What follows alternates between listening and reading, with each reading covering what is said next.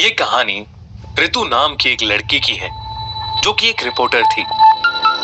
हर दिन अलग अलग जगह जाकर अपने न्यूज़पेपर के लिए खबर लेकर आना उसका काम था।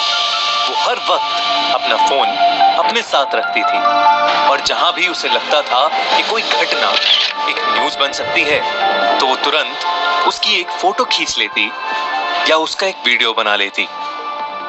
एक दिन ऋतु देर रात को अपने घर जा रही थी। उसने अपने फोन का फ्लैशलाइट जला रखा था। उस रात के सन्नाटे में बहुत जोरों से हवा चल रही थी। ऐसा लग रहा था कि जैसे कोई तूफान आने वाला है। अचानक ऋतु को लगा कि पीछे से किसी ने उसे आवाज लगाई,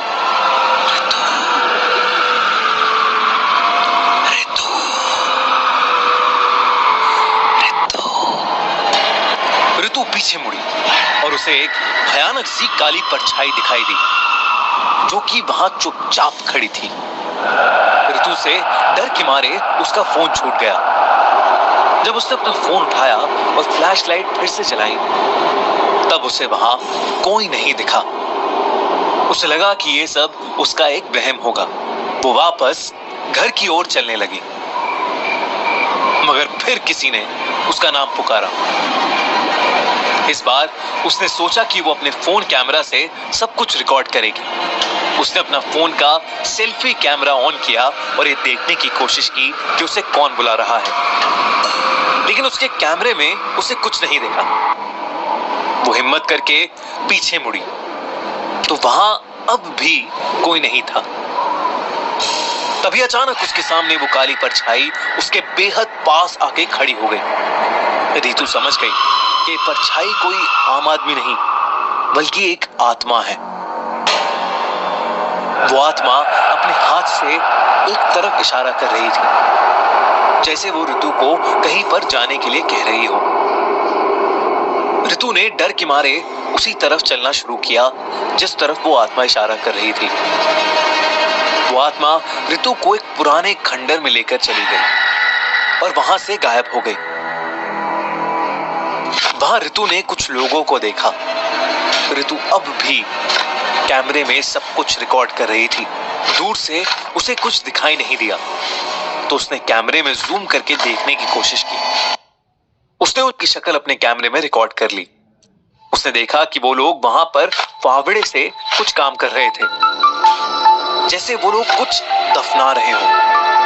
वो समझ गई कि वहां कुछ तो गलत हो रहा है। ऋतु ने इतना रिकॉर्ड किया और वो डर के मारे वहां से भाग गई।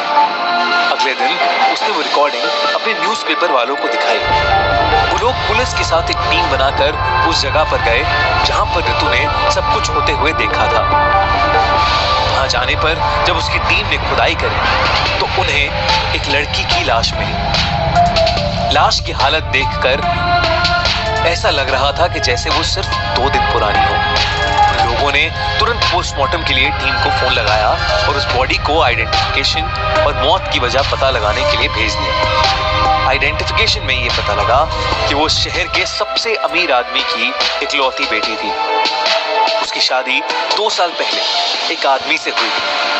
पुलिस की छानबीन पर यह पता लग गया कि उस अमीर आदमी ने सारी प्रॉपर्टी अपनी बेटी के नाम कर रखी थी और इसीलिए उसके पति ने अपनी बीवी और उसके बाप को मारने का प्लान बनाया था ताकि वो सारी प्रॉपर्टी का मालिक बन सके। पुलिस ने उस आदमी को अरेस्ट कर लिया। इस तरह से उस लड़की के पति को सजा मिली। ऋतु को उसके बहादुरी भरे काम के लिए सबने शाबाशी दी और ऋतु ने तभी उस काली आत्मा को देखा जो उसे देखकर मुस्कुरा रही थी। ऋतु को लगा कि शायद यह आत्मा उसी लड़की की है जो मारी गई थी। उस दिन के बाद से ऋतु को वो आत्मा